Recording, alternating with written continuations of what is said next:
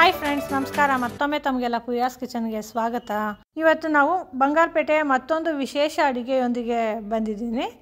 ಅವರೆಕಾಯಿ ಸೀಸನಲ್ಲಿ, ಅದರಲ್ಲೂ ಸೃಷ್ಟಿ ಸಮಯದಲ್ಲಿ ವಿಶೇಷವಾಗಿ ಮಾಡುವಂಥ ಕಿಚಡಿ, ಹಾಗೆ ಅದರೊಟ್ಟಿಗೆ ತಿನ್ನೋದಕ್ಕೆ ಕಾಯಿ ಚಟ್ನಿ, ಹಾಗೆ ಗಸಗಸೆ ಪಾಯಸ, ಮತ್ತು ವಿಶೇಷವಾಗಿ ಮಾಡುವಂಥ ಅಸಳೆ ಮಾಡೋದು ಹೇಗೆ ಅಂತ ನೋಡೋಣ ಬನ್ನಿ. ಇದಕ್ಕೆ ಮೊದಲಿಗೆ ನಾನು ಕಿಚಡಿ ಮಾಡೋದಕ್ಕೆ ತೋರಿಸ್ತಾ ಇದ್ದೀನಿ. ಕಿಚಡಿಗೆ ನಾನು 1 ಕಪ್ಪಷ್ಟು ಅಕ್ಕಿ ತೊಗೊಂಡಿದ್ದೀನಿ, ಹಾಗೆ 1 ಕಪ್ಪಷ್ಟು ಇತ್ಕಿದ ಬೇಳೆ ತೊಗೊಂಡಿದ್ದೀನಿ. ಈ ಅಕ್ಕಿ ಮತ್ತು ಇತ್ಕಿದ ಬೇಳೆ ಸಮ ಪ್ರಮಾಣದಲ್ಲಿ ತೊಗೋಬೇಕು, ಅಥವಾ ಬೇಳೆ ಇನ್ನು ಸ್ವಲ್ಪ ಜಾಸ್ತಿಯಾಗಿ ತೊಗೊಂಡ್ರೂ ಕೂಡ ಪರವಾಗಿಲ್ಲ. ಆದರೆ ಬೇಳೆ ಕಡಿಮೆ ಆದರೆ ಅಷ್ಟು ಚೆನ್ನಾಗಿರೋದಿಲ್ಲ. ಈಗ ಈ ಬೇಳೆ ಮತ್ತು ಅಕ್ಕಿನ 2 ಸರಿ ಚೆನ್ನಾಗಿ ತೊಳೆದುಕೊಂಡು ನಂತರ ಇದಕ್ಕೆ 3 ಕಪ್ಪಷ್ಟು ನೀರು ಹಾಕ್ಕೊಂಡಿದ್ದೀನಿ. ಇಲ್ಲಿ ಅಕ್ಕಿ ಅಳತೆಗೆ ಎಷ್ಟು ಬೇಕೋ ಅಷ್ಟು ಮಾತ್ರ ನೀರು ಹಾಕ್ಕೋಬೇಕು, ಆಗ ಅದು ಉದುರಾಗಿ ಚೆನ್ನಾಗಿ ಆಗುತ್ತೆ. ಈಗ ರುಚಿಗೆ ತಕ್ಕಷ್ಟು ಉಪ್ಪು ಹಾಕ್ಕೊಂಡಿದ್ದೀನಿ, ಮತ್ತು 1/4 ಟೀ ಸ್ಪೂನಷ್ಟು ಅರಿಶಿನ ಹಾಕ್ಕೊಂಡಿದ್ದೀನಿ. ಈ ಎಲ್ಲ ಸಾಮಗ್ರಿಗಳನ್ನ ಸ್ವಲ್ಪ ಚೆನ್ನಾಗಿ ಮಿಕ್ಸ್ ಮಾಡಬೇಕು. ಈ ರೀತಿ ಮಿಕ್ಸ್ ಮಾಡದೆ ಹಾಗೆ ಇಟ್ಟರೆ ಅದು ಅರಿಶಿನ ಚೆನ್ನಾಗಿ ಮಿಕ್ಸ್ ಆಗೋದಿಲ್ಲ. ಅದಕ್ಕೋಸ್ಕರ ಈ ರೀತಿ ಚೆನ್ನಾಗಿ ಮಿಕ್ಸ್ ಮಾಡಿ ನಂತರ ಇದನ್ನು ಲಿಡ್ ಕ್ಲೋಸ್ ಮಾಡಿ 2 ವಿಷಲ್ ಕೂಗಿಸ್ಕೊಳ್ಳೋಣ. ಈ ರೀತಿ 2 ವಿಷಲ್ ಕೂಗಿಸ್ಕೊಂಡ್ರೆ ಉದುರಾಗಿ ಆಗುತ್ತೆ, ಯಾಕಂದರೆ ಅಕ್ಕಿ ಅಳತೆ ನೀರು ಹಾಕ್ಕೊಂಡಿದ್ದೀವಲ್ವ, ಹಾಗಾಗಿ ಚೆನ್ನಾಗಿ ಉದುರಾಗಿ ಆಗುತ್ತೆ. ಈಗ ಇದಕ್ಕೆ ಪಾಯಸಕ್ಕೆ ಸಿದ್ಧ ಮಾಡ್ಕೊಳ್ಳೋಣ ಬನ್ನಿ. ಈ ಪಾಯಸಕ್ಕೆ ನಾನಿಲ್ಲಿ 1 ಕಪ್ಪಷ್ಟು ಬೆಲ್ಲ ತೊಗೊಂಡಿದ್ದೀನಿ. ಇದಕ್ಕೆ ಒಂದು ಅರ್ಧ ಕಪ್ಪಷ್ಟು ನೀರು ಹಾಕ್ಕೊಂಡು ಈ ಬೆಲ್ಲನ ಕರಗಿಸ್ಕೊತಾ ಇದ್ದೀನಿ.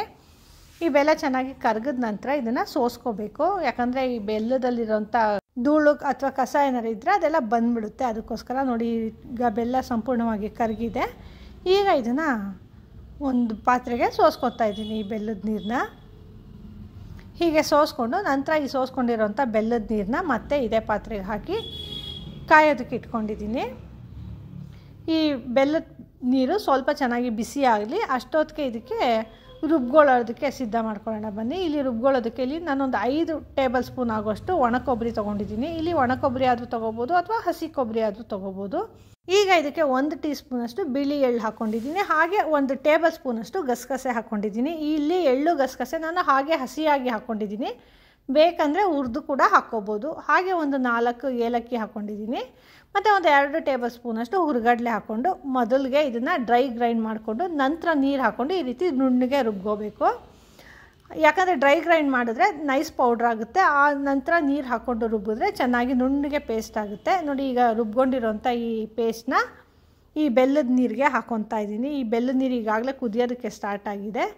ಈಗ ಈ ರುಬ್ಕೊಂಡಿರೋಂಥ ಕೊಬ್ಬರಿ ಗಸಗಸೆನ ಹಾಕ್ಕೊಂಡು ನಂತರ ಇದೇ ಜಾರ್ಗೆ ಸ್ವಲ್ಪ ನೀರು ಹಾಕ್ಕೊತಾ ಇದ್ದೀನಿ. ಹಾಗೆ ಇಲ್ಲಿ ನಮಗೆ ಯಾವ ಕನ್ಸಿಸ್ಟೆನ್ಸಿಲಿ ಪಾಯಸ ಬೇಕೋ ಅಷ್ಟು ನೀರು ಹಾಕ್ಕೊಂಡು ಇದನ್ನು ಅಡ್ಜಸ್ಟ್ ಮಾಡ್ಕೋಬೋದು. ಈಗ ನೋಡಿ, ಇಲ್ಲಿ ಗಟ್ಟಿಯಾಗಿಯೇ ನಾನು ಮಾಡ್ಕೊಂಡಿದ್ದೀನಿ, ಯಾಕಂದರೆ ಕಿಚಡಿಗೆ ಅದು ಸ್ವಲ್ಪ ಡ್ರೈ ಆಗಿರುತ್ತಲ್ವ, ಹಾಗಾಗಿ ಇದು ಸ್ವಲ್ಪ ಗಟ್ಟಿಯಾಗೇ ಇದ್ದರೆ ಚೆನ್ನಾಗಿರುತ್ತೆ. ಅದು ಕಲಿಸ್ಕೊಂಡಾಗ ಅದು ಚೆನ್ನಾಗಿ ಹೊಂದ್ಕೊಳ್ಳುತ್ತೆ. ಅದಕ್ಕೋಸ್ಕರ ಈಗ ನೋಡಿ, ಈ ಪಾಯಸ ಕುದಿಯೋದಕ್ಕೆ ಸ್ಟಾರ್ಟ್ ಆಗಿದೆ. ಬೇಕಂದರೆ ಇದಕ್ಕೆ ದ್ರಾಕ್ಷಿ ಗೋಡಂಬಿಯ ಒಗ್ಗರಣೆ ಕೂಡ ಹಾಕ್ಕೋಬೋದು, ಆದರೆ ಇದು ಹಾಗೆ ಪ್ಲೇನಾಗೆ ಕಿಚಡಿ ಜೊತೆ ಚೆನ್ನಾಗಿರುತ್ತೆ. ಈಗ ಈ ಪಾಯಸ ಸಿದ್ಧ ಆಗಿದೆ. ಚಟ್ನಿಗೆ ಸಿದ್ಧ ಮಾಡ್ಕೊಳ್ಳೋಣ ಬನ್ನಿ. ಇಲ್ಲಿ ಚಟ್ನಿಗೆ ನಾನು 6 ಹಸಿಮೆಣಸಿನ್ಕಾಯಿ ಹಾಕ್ಕೊಂಡಿದ್ದೀನಿ, ಹಾಗೆ 2 ಕಡ್ಡಿಯಷ್ಟು ಕರಿಬೇವು ಹಾಕ್ಕೊಂಡಿದ್ದೀನಿ. ಈಗ ಇದಕ್ಕೆ 4-5 ಡ್ರಾಪ್ ಅಷ್ಟು ಎಣ್ಣೆ ಹಾಕ್ಕೊಂಡು ಈ ಮೆಣಸಿನ್ಕಾಯಿ ಮತ್ತು ಕರಿಬೇವನ್ನ ಚೆನ್ನಾಗಿ ಹುರ್ಕೊತಾ ಇದ್ದೀನಿ.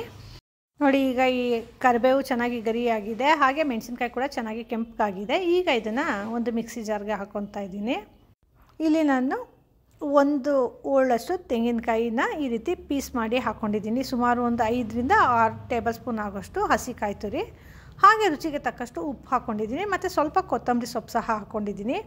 ಹಾಗೆ 1 ಟೇಬಲ್ ಸ್ಪೂನಷ್ಟು ಹುರಿಗಡಲೆ ಹಾಕ್ಕೊಂಡಿದ್ದೀನಿ. ಈ ಹುರಿಗಡಲೆ ಹಾಕ್ಕೊಳ್ಳೋದ್ರಿಂದ ಅದು ಕನ್ಸಿಸ್ಟೆನ್ಸಿ ಚೆನ್ನಾಗಿ ಬರುತ್ತೆ. ಇದು ಆಪ್ಷನಲ್ಲು, ಬೇಡ ಅಂದರೆ ಸ್ಕಿಪ್ ಕೂಡ ಮಾಡ್ಕೋಬೋದು. ಹಾಗೆ ಸ್ವಲ್ಪ ಹುಣಸೆಹಣ್ಣನ್ನ ನಾನು ಇಲ್ಲಿ ಸ್ವಲ್ಪ ಬಿಸಿನೀರಲ್ಲಿ ನೆನೆಸಿಟ್ಕೊಂಡಿದ್ದೆ, ಅದನ್ನ ಕೂಡ ಹಾಕ್ಕೊಂಡಿದ್ದೀನಿ. ಹಾಗೆ 4 ಎಷ್ಟಲಷ್ಟು ಬೆಳ್ಳುಳ್ಳಿ ಕೂಡ ಹಾಕ್ಕೊಂಡಿದ್ದೀನಿ. ಈಗ ಇದಕ್ಕೆ ರುಬ್ಬೋದಕ್ಕೆ ಬೇಕಿರೋಷ್ಟು ನೀರು ಹಾಕ್ಕೊಂಡು ಇದನ್ನು ಚೆನ್ನಾಗಿ ನುಣ್ಣಗೆ ರುಬ್ಕೋಬೇಕು. ನೋಡಿದ್ರೆ ನುಣ್ಣಗೆ ರುಬ್ಕೊಂಡು ಈ ಚಟ್ನಿ ಸಿದ್ಧ ಆಗಿದೆ. ಈ ಚಟ್ನಿನ ಒಂದು ಬೌಲ್ಗೆ ಟ್ರಾನ್ಸ್ಫರ್ ಮಾಡ್ಕೊತಾ ಇದ್ದೀನಿ. ಹೀಗೆ ಈ ಚಟ್ನಿನ ಈ ಬೌಲ್ಗೆ ಹಾಕ್ಕೊಂಡು ನಂತರ ಸಾಸಿವೆ, ಸ್ವಲ್ಪ ಉದ್ದಿನಬೇಳೆ, ಹಾಗೆ ಸ್ವಲ್ಪ ಹಿಂಗು ಮತ್ತು ಕರಿಬೇವು ಮತ್ತು ಬ್ಯಾಡಗಿ ಮೆಣಸಿನ್ಕಾಯಿ ಹಾಕಿ ಒಗ್ಗರಣೆ ಹಾಕ್ಕೊಂಡಿದ್ದೀನಿ. ಈ ಒಗ್ಗರಣೆ ಕೂಡ ಈ ಚಟ್ನಿ ಜೊತೆ ಹಾಕ್ಕೊತಾ ಇದ್ದೀನಿ. ಹೀಗೆ ಚೆನ್ನಾಗಿ ಮಿಕ್ಸ್ ಮಾಡಿಕೊಂಡ್ರೆ ಈ ಚಟ್ನಿ ಸಿದ್ಧ ಆಗಿದೆ. ಈಗ ಅಸಳೆಗೆ ಸಿದ್ಧ ಮಾಡ್ಕೊಳ್ಳೋಣ ಬನ್ನಿ. ಇಲ್ಲಿ ನಾನು 1 ಸೀಮೆ ಬದನೆಕಾಯಿನ ಈ ರೀತಿ ದಪ್ಪದಾಗಿ ಕಟ್ ಮಾಡ್ಕೊಂಡಿದ್ದೀನಿ. ಇಲ್ಲಿ ಸೀಮೆ ಬದನೆಕಾಯಿ ಆದರೂ ಹಾಕ್ಕೋಬೋದು, ಅಥವಾ ಸೋರೆಕಾಯಿ ಕೂಡ ಹಾಕ್ಕೋಬೋದು. ಸೋರೆಕಾಯಿ ಹಾಕ್ಕೊಂಡ್ರೆ ಕೂಡ ತುಂಬಾ ಚೆನ್ನಾಗಿರುತ್ತೆ. ಈ ಸೀಬೆ ಬದನೆಕಾಯಿನ ಈ ರೀತಿ ದಪ್ಪದಾಗಿ ಕಟ್ ಮಾಡಿ ಈ ರೀತಿ ಕುಕ್ಕರ್ಗೆ ಹಾಕ್ಕೊಂಡಿದ್ದೀನಿ. ಇದಕ್ಕೆ ಈ ಕುಕ್ಕರ್ ಕೂಗೋದಕ್ಕೆ ಬೇಕಿರೋಷ್ಟು ನೀರು ಅಂದರೆ ಸುಮಾರು ಒಂದು ಅರ್ಧ ಲೋಟದಷ್ಟು ನೀರು ಹಾಕ್ಕೊಂಡಿದ್ದೀನಿ. ಹಾಗೆ ಸ್ವಲ್ಪ ಉಪ್ಪು ಹಾಕ್ಕೊಂಡು 2 ವಿಷಲ್ ಕೂಗಿಸ್ಕೊತಾ ಇದ್ದೀನಿ. ಇದು 2 ವಿಷಲ್ ಕೂಗಲಿ. ಅಷ್ಟೊತ್ತಿಗೆ ಇದಕ್ಕೆ ಮಸಾಲೆಗೆ ರುಬ್ಕೊಳ್ಳೋಣ ಬನ್ನಿ. ಈ ಮಸಾಲೆಗೆ ಇಲ್ಲಿ ಒಂದು 4 ಟೇಬಲ್ ಸ್ಪೂನಷ್ಟು ಹಸಿ ಕಾಯಿ ತುರಿ ಹಾಕ್ಕೊಂಡಿದ್ದೀನಿ. ಹಾಗೆ ಒಂದು 8 ಹಸಿಮೆಣಸಿನ್ಕಾಯಿ, ಒಂದು 6 ಎಸಳು ಬೆಳ್ಳುಳ್ಳಿ, ಒಂದು 2 ಟೇಬಲ್ ಸ್ಪೂನಷ್ಟು ಹುರ್ಗಡ್ಲೆ, ಹಾಗೆ ಒಂದು 8 ರಿಂದ 10 ಕಾಳು ಮೆಣಸು, ಮತ್ತು ಒಂದು ಅರ್ಧ ಟೀ ಸ್ಪೂನಷ್ಟು ಅರಿಶಿನ ಹಾಕ್ಕೊಂಡಿದ್ದೀನಿ. ಮತ್ತು ಸ್ವಲ್ಪ ಕೊತ್ತಂಬರಿ ಸೊಪ್ಪು ಸಹ ಹಾಕ್ಕೊಂಡಿದ್ದೀನಿ. ಈಗ ಇದಕ್ಕೆ ರುಬ್ಬೋದಕ್ಕೆ ಬೇಕಿರೋಷ್ಟು ನೀರು ಹಾಕ್ಕೊಂಡು ಚೆನ್ನಾಗಿ ನುಣ್ಣಗೆ ರುಬ್ಕೊತಾ ಇದ್ದೀನಿ. ಈ ಹುರ್ಗಡ್ಲೆ ಹಾಕ್ಕೊಂಡಿರೋದ್ರಿಂದ ಇದು ಕನ್ಸಿಸ್ಟೆನ್ಸಿ ಚೆನ್ನಾಗಿ ಬರುತ್ತೆ. ಹಾಗೆ ಇಲ್ಲಿ ಮೇಯ್ನ್ ಇಂಗ್ರೀಡಿಯೆಂಟು ಬೆಳ್ಳುಳ್ಳಿ ಮತ್ತು ಮೆಣಸು, ಹಾಗಾಗಿ ಅದನ್ನು ತಪ್ಪದೆ ಹಾಕ್ಕೊಳ್ಳೇಬೇಕು. ಈಗ ಇಲ್ಲಿ ಒಗ್ಗರಣೆಗೆ ನಾನು ಒಂದು 3 ಟೇಬಲ್ ಸ್ಪೂನಷ್ಟು ಎಣ್ಣೆ ಹಾಕ್ಕೊಂಡಿದ್ದೀನಿ. ಈ ಎಣ್ಣೆ ಚೆನ್ನಾಗಿ ಕಾದ ನಂತರ ಇದಕ್ಕೆ 1 ಟೀ ಸ್ಪೂನಷ್ಟು ಸಾಸಿವೆ ಹಾಕ್ಕೊಂಡಿದ್ದೀನಿ. ಈ ಸಾಸಿವೆ ಸಿಡಿದ ನಂತರ ಇದಕ್ಕೆ 1 ಟೀ ಸ್ಪೂನಷ್ಟು ಉದ್ದಿನಬೇಳೆ ಹಾಕ್ಕೊಂಡಿದ್ದೀನಿ. ಈ ಉದ್ದಿನಬೇಳೆ ಸ್ವಲ್ಪ ಕೆಂಪಗಾದ ನಂತರ ಇಲ್ಲಿ ನಾನೊಂದು 8 ರಿಂದ 10 ಬೆಳ್ಳುಳ್ಳಿನ ಈ ರೀತಿ ಸಣ್ಣದಾಗಿ ಕಟ್ ಮಾಡಿ ಹಾಕ್ಕೊಂಡಿದ್ದೀನಿ. ಈ ಬೆಳ್ಳುಳ್ಳಿ ಹಾಕ್ಕೊಳ್ಳೋದೆ ಇದಕ್ಕೆ ತುಂಬ ಒಳ್ಳೆ ಫ್ಲೇವರ್ ಕೊಡುತ್ತೆ. ಹಾಗೆ 2 ಕಡ್ಡಿಯಷ್ಟು ಕರಿಬೇವು ಮತ್ತು ಒಂದು 4 ಬ್ಯಾಡಗಿ ಮೆಣಸಿನಕಾಯಿ ಹಾಕ್ಕೊಂಡಿದ್ದೀನಿ. ಈ ಎಲ್ಲ ಒಗ್ಗರಣೆ ಚೆನ್ನಾಗಿ ಸ್ವಲ್ಪ ಕೆಂಪಿಗೆ ಬಾಡಿದ ನಂತರ ಇದಕ್ಕೆ ಈಗಾಗಲೇ ನಾವು ಮಸಾಲೆ ರುಬ್ಬಿ ಸಿದ್ಧ ಮಾಡಿ ಇಟ್ಕೊಂಡಿದ್ದೀವಲ್ಲ, ಆ ಮಸಾಲೆನ ಹಾಕ್ಕೊತಾ ಇದ್ದೀನಿ. ಈ ಮಸಾಲೆ ಹಾಕ್ಕೊಂಡು ಈ ಮಿಕ್ಸಿ ಜಾರ್ಗೆ ಸ್ವಲ್ಪ ನೀರು ಹಾಕ್ಕೊಳ್ತಾ ಇದ್ದೀನಿ. ಹೀಗೆ ನೀರು ಹಾಕ್ಕೊಂಡು ಇದು ಚೆನ್ನಾಗಿ ಎಣ್ಣೆ ಬಿಡಬೇಕು, ಆ ರೀತಿ ಫ್ರೈ ಮಾಡ್ಕೋಬೇಕು. ನೋಡಿ, ಈಗ ಹಾಕ್ಕೊಂಡಿರೋಂಥ ನೀರು ಚೆನ್ನಾಗಿ ಮಿಕ್ಸ್ ಆಗೋ ರೀತಿ ಈ ಒಗ್ಗರಣೆಗೆ ಮಿಕ್ಸ್ ಮಾಡಿಕೊಂಡು ನಂತರ ಇದಕ್ಕೆ ರುಚಿಗೆ ತಕ್ಕಷ್ಟು ಉಪ್ಪು ಹಾಕ್ಕೊಂಡಿದ್ದೀನಿ. ಹೀಗೆ ಉಪ್ಪು ಹಾಕ್ಕೊಂಡು ಚೆನ್ನಾಗಿ ಕುದಿಸಿ ಎಣ್ಣೆ ಬಿಡೋ ತನಕ ಇದನ್ನು ಚೆನ್ನಾಗಿ ಕುದಿಸ್ಕೋಬೇಕು. ಆಗ ಅದು ಸುಮಾರು ಒಂದು 15 ದಿವಸದ ತನಕ ಇಟ್ಕೊಂಡು ಬಳಸ್ಬೋದು. ಯಾವಾಗ ಬೇಕಾದರೂ ಈ ರೀತಿ ಚಟ್ನಿ ಹಾಕ್ಕೊಂಡು ಮೊಸರು ಹಾಕ್ಕೊಂಡು ಈ ಅಸಳೆನ ಸಿದ್ಧ ಮಾಡ್ಕೋಬೋದು. ಅಥವಾ ಪ್ಲೇನ್ ಅನ್ನಕ್ಕೆ ಕಲಿಸ್ಕೊಳ್ಳೋದಕ್ಕೆ ಕೂಡ ತುಂಬಾ ಚೆನ್ನಾಗಿರುತ್ತೆ. ನೋಡಿ, ಇದು ಹುರಿದಿದ್ದಾಗಿದೆ. ನೋಡಿ, ಇಲ್ಲಿ ಸೈಡಲ್ಲೆಲ್ಲ ಎಷ್ಟು ಎಣ್ಣೆ ಬಿಡ್ತಾ ಇದೆ.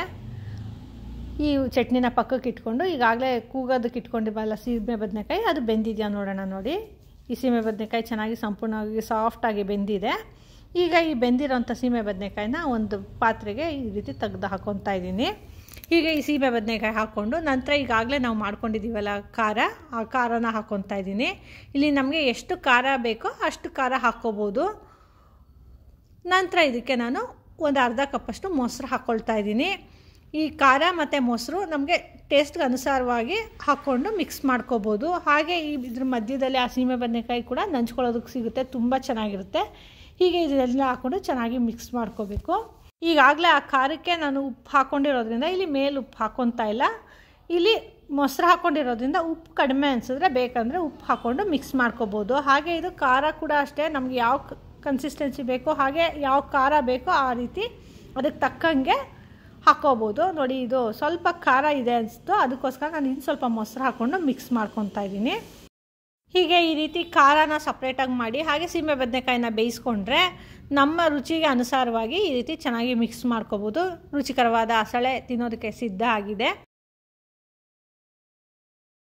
ಈಗ ನಾವು ಕಿಚಡಿನ ಬೇಯೋದಕ್ಕೆ ಇಟ್ಟಿದ್ವಲ್ಲ, ಅದು 2 ವಿಷಲ್ ಕೂಗಿ ಪ್ರೆಷರ್ ಎಲ್ಲ ಬಿಟ್ಟಿದೆ. ಈಗ ಅದನ್ನು ತೆಗೆದು ನೋಡೋಣ ಬನ್ನಿ. ನೋಡಿದ್ರೆ ಎಷ್ಟು ಚೆನ್ನಾಗಿ ಅರಳ್ಕೊಂಡಿದೆ. ಈ ರೀತಿ ಒಂದು ಸ್ಪೂನ್ ಸಹಾಯದಿಂದ ಈ ರೀತಿ ಚೆನ್ನಾಗಿ ಮಿಕ್ಸ್ ಮಾಡ್ಕೋಬೇಕು. ಯಾಕಂದರೆ ಕಾಳೆಲ್ಲ ತಳಭಾಗದಲ್ಲಿರುತ್ತೆ, ಹಾಗೆ ಅನ್ನದ ಭಾಗ ಎಲ್ಲ ಮೇಲ್ಭಾಗದಲ್ಲಿರುತ್ತೆ. ಹಾಗಾಗಿ ಈ ರೀತಿ ಚೆನ್ನಾಗಿ ಮೊದಲಿಗೆ ಮಿಕ್ಸ್ ಮಾಡ್ಕೋಬೇಕು. ಈ ರೀತಿ ಚೆನ್ನಾಗಿ ಮಿಕ್ಸ್ ಮಾಡಿಕೊಂಡು ನಂತರ ಸರ್ವ್ ಮಾಡ್ಬೋದು. ನೋಡಿ, ಇಲ್ಲಿ ಎಷ್ಟು ಚೆನ್ನಾಗಿ ಕಾಣಿಸ್ತಾ ಇದೆ. ಆ ಕಾಳುಗಳೆಲ್ಲ ಎಷ್ಟು ಚೆನ್ನಾಗಿ ಬೆಂದಿದೆ ಆ ಅನ್ನದ ಜೊತೆ. ಹಾಗೆ ಇದು ಪ್ಲೇನ್ ಆಗಿರೋದ್ರಿಂದ ಇದು ಪಾಯಸದ ಜೊತೆಗೂ ಚೆನ್ನಾಗಿರುತ್ತೆ. ಹಾಗೆ ಚಟ್ನಿ ಜೊತೆ ಹಾಗೆ ಅಸಳೆ ಜೊತೆ ಕೂಡ ತುಂಬಾ ಚೆನ್ನಾಗಿರುತ್ತೆ.